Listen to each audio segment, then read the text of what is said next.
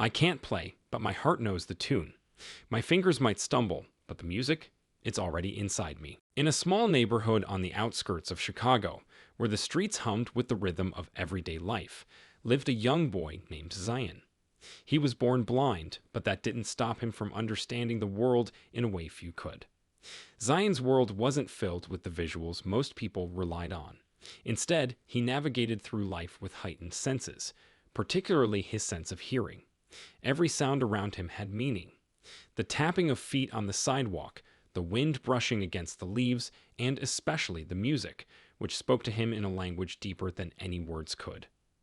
Zion's mother, a gifted jazz singer, had filled their home with music since he was a baby. Even as a child, he could sense the magic in her voice, the way it would float effortlessly through the room, weaving itself into the fabric of his very being. Her music was the constant melody in his life, and Zion cherished every note. Sunday mornings were the best, when his mother would hum softly as she prepared breakfast, her voice blending with the sound of sizzling food and distant chatter from the neighborhood. To Zion, it was perfect harmony. Though Zion could never see the instruments, he could feel the pulse of the music, the vibrations from the strings of a guitar, the deep hum of a bass drum, and the crisp sounds of wind instruments. But it was the piano that captured Zion's heart most of all. There was something about the way the piano's keys worked together, creating both highs and lows, soft notes, and powerful chords that made Zion feel like he was experiencing something magical. The piano, more than anything else, called to him. But how could a blind boy ever play it? Zion had never even touched a real piano, yet the thought of it filled him with longing. One Saturday afternoon, as Zion and his mother were walking through their neighborhood, they heard the unmistakable sound of a piano, rich and powerful, filling the air with a melody that sent shivers down Zion's spine. It was coming from the community center, where a special event was taking place that evening. Zion's mother stopped, smiling down at her son. "It's Marcus Rivers," she said with excitement. "He's playing tonight. You know, the famous pianist." Zion had heard of Marcus Rivers before. He was a local legend, a prodigy who had gone on to perform at world-renowned venues. His talent was unmatched, and his music was said to stir even the coldest hearts.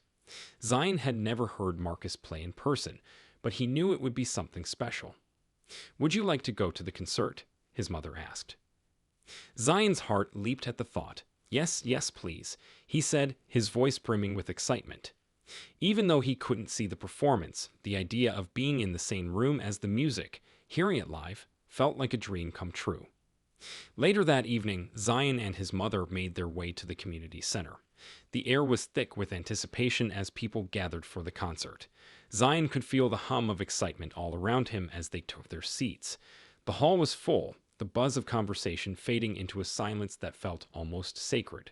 The stage was set, and as the lights dimmed, Zion could almost hear the moment when the crowd held its breath. Then Marcus Rivers walked onto the stage. The audience erupted into applause, but Zion wasn't concerned with the crowd's reaction. His ears, finely tuned to every sound, were focused on the piano. He could hear the subtle clicking of the piano's keys being adjusted, the slight hum of the strings as they waited for the music to come alive. The atmosphere was electric, filled with the kind of expectation that only true musicians could generate. Zion's pulse quickened as the lights flickered and the first note from Marcus' piano rang out, filling the room with its deep, resonant sound. Zion sat in awe, his senses wrapped entirely around the sound of Marcus Rivers' piano. The crowd had fallen silent, but Zion could feel the energy in the room. Each note that filled the air vibrated in his chest.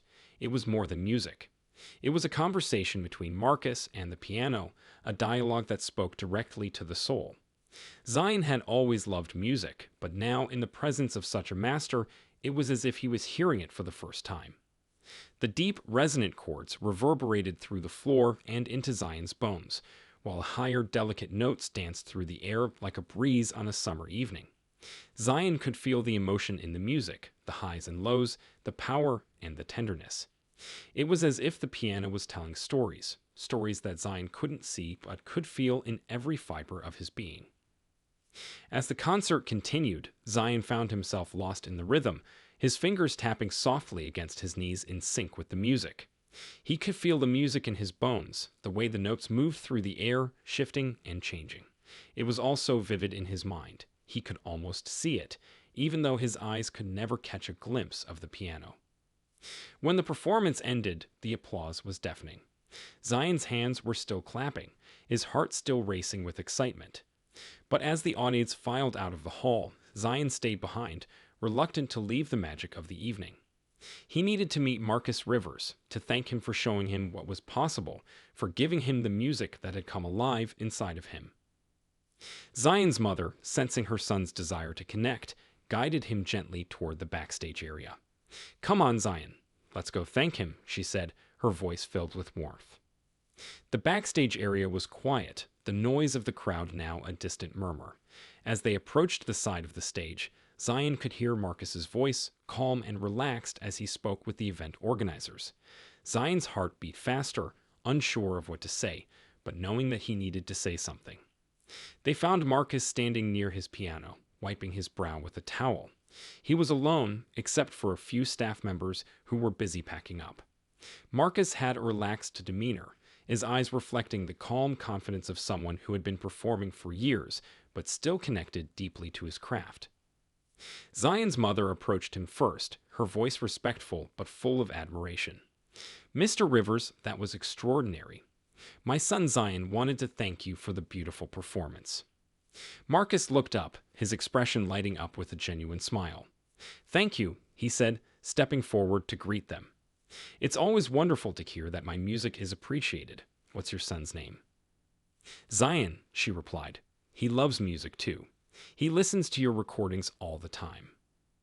Zion stood there, feeling both nervous and excited. Marcus Rivers, the musician whose hands had just painted melodies in the air, was standing right in front of him. With a deep breath, Zion finally spoke. "Your music, it's incredible," Zion said softly, his voice tinged with awe. "I've never heard anything like it. I can feel it in my heart, in my bones. It's like you're telling stories, but with just sound. I want to learn to play like that. I want to make music that feels like what you've made." Marcus's smile widened, and there was a glint of something in his eyes, something like recognition. He studied Zion for a moment before speaking. "You know," Marcus said thoughtfully, "music has a funny way of finding its way to people. It's not always about sight.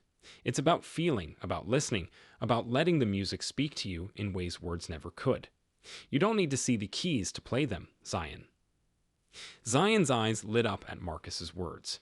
"But how can I play? I can't see the keys. I don't know where to place my hands. How do I even start?" Marcus chuckled softly, his voice full of warmth and understanding. "I get it, but the truth is, Zion, it's not about seeing. It's about listening. Music is a language, and you can speak it with your hands and your heart. You just need to trust that your fingers know the way and let the music guide you." Zion's heart fluttered at the thought. Could it really be that simple? Could he learn to play, even without sight?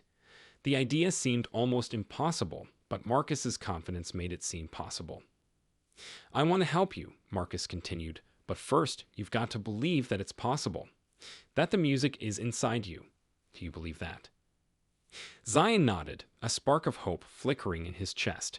He had always believed that music was a part of him, but hearing those words from Marcus Rivers, the very person who had inspired him to dream bigger, made him feel like his dreams weren't so far away after all. "Let's start small," Marcus said, his eyes twinkling. "I'll show you the first step, just for fun.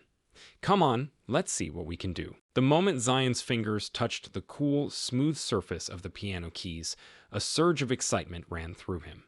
The vibrations from the strings reverberated up through his fingertips, filling the space around him, just as the music had filled his soul when he had listened to Marcus play. But this time, it was different. This time, he was the one making the sound. Marcus sat beside him, his presence calm and reassuring. "You're going to feel the music, Zion. The piano is your partner. It's not about seeing. It's about trusting your hands to guide you." Zion nodded, his heart beating faster. He had never touched a piano before, not one this grand or important. He had imagined this moment in his mind so many times, but now that it was real, it felt almost surreal. Marcus gently placed his hand over Zion's, guiding his fingers to the first set of keys. "This one here," he said, his voice soft but firm, "this is middle C. It's the starting point. Your fingers will feel it. Once you know where to place your hands, the rest will follow." Zion's fingers slowly traced over the keys until he landed on the note Marcus had indicated. He felt the subtle difference in texture, the slight dip of the black key nestled between two white ones. As soon as his finger pressed down, the note rang out clear and bright, echoing through the quiet room. The sound was electric. It wasn't just a note, it was a heartbeat. His heartbeat. The sound seemed to travel through him, like it was alive. He couldn't explain it, but it felt as if the music was coming from deep within him, rather than from the piano. Marcus grinned. "That's it. You're already listening with your heart, Zion. Now let's try another note." Zion's fingers hovered over the next key, and with a deep breath, he pressed it down. The second note joined the first, creating a simple, harmonious tone that made Zion feel like he was hearing a song unfold just for him. The music wasn't just in his ears anymore. It was inside of him, moving through his body with every note. They played for what felt like hours, although it was only minutes. Marcus taught Zion the names of the keys, showing him how to follow the natural flow of the scales. Zion's hands began to memorize the spaces between the notes, the shapes of the chords, as if they were naturally part of him. Every time his fingers found a new key, it felt like a discovery, a secret shared between the piano and himself. But as much as the music stirred something deep within him, Zion couldn't shake the feeling of doubt that lingered in the back of his mind. He was making progress, yes, but was it enough? Could he really learn to play the piano the way he had always dreamed? What if he never got good enough? Seeing the uncertainty on Zion's face, Marcus stopped playing and gently placed a hand on his shoulder. "Hey, don't rush it. It's all about feeling the music, not forcing it. You've got something special inside you. I can hear it already." Zion swallowed, trying to quiet the voices in his head that told him he wasn't good enough. "But I'm blind. I can't see the notes. I'm afraid I'll make a mistake, that I'll never be able to do it like you." Marcus smiled, his eyes soft with understanding. "Zion, mistakes are part of the process. The best musicians, the ones who truly make something beautiful, are the ones who learn to listen to their mistakes. They don't get discouraged. They embrace it, just like they do the perfect notes. It's all part of the journey." Zion's hands were still resting on the keys, his fingers gently pressing the notes as he listened to the sounds reverberate through the room. The music was already beginning to feel like an extension of himself, like a language he was starting to speak fluently. Marcus was right. He wasn't here to be perfect. He was here to feel the music, to let it flow through him, and let his hands speak the language of sound. "Let's try something different," Marcus suggested, his voice light. "I want you to close your eyes and just play. Don't worry about the notes, just feel the rhythm, the flow. Let your fingers go wherever they want. Play what feels right." Zion's heart skipped a beat. He closed his eyes as instructed and let his fingers dance freely over the keys. At first, the notes came slowly, hesitant, unsure. But as the seconds passed, his confidence grew. The melody began to emerge, soft at first, then growing louder, stronger. The sound filled the room, winding its way into his body, into his soul. Zion wasn't thinking about it anymore. He was simply playing, listening to the music, feeling it, becoming it. When Zion finally opened his eyes, he realized that he had been lost in the music. It wasn't perfect, but it didn't matter. It was his. He had created something beautiful, something that was uniquely him, and he could feel it deep within his chest. Marcus was sitting back, smiling with pride. "See, you've got it. You just had to trust yourself." Days turned into weeks, and Zion's life began to change in ways he had never expected. With Marcus's guidance, he spent every free moment he could at the piano, practicing the scales, learning chords, and listening to the melodies forming in his mind. His fingers, once unsure and hesitant, now moved with confidence, exploring the keys with ease. The music no longer felt like something distant and unattainable. It was a part of him, something he could touch, feel, and express with every note. Marcus had been right. It wasn't about perfection. It was about feeling. Zion began to understand that music was more than just notes on a page. It was an expression of the heart, and his heart had something to say. One evening, as the sun set and the quiet of the neighborhood settled in, Zion sat alone at the piano, his fingers moving fluidly over the keys. The notes he played were soft, but they spoke volumes. They echoed his journey, the uncertainty, the struggles, and the triumphs. He wasn't just playing music, he was telling a story, his story. His fingers gently brushed against the higher keys, and a beautiful melody filled the room, weaving through the air like a whisper of hope. Zion's heart raced as he played, the music flowing effortlessly from him, as if it were part of the very air he breathed. The rhythm, the melody, it all came together, and Zion knew that this was the sound he had been searching for all along. It was then that Marcus entered the room, his usual calm demeanor replaced with a look of pure awe. "Zion," he said, his voice almost a whisper, "that's incredible. You've created something that's all your own." Zion stopped playing, his fingers resting lightly on the keys.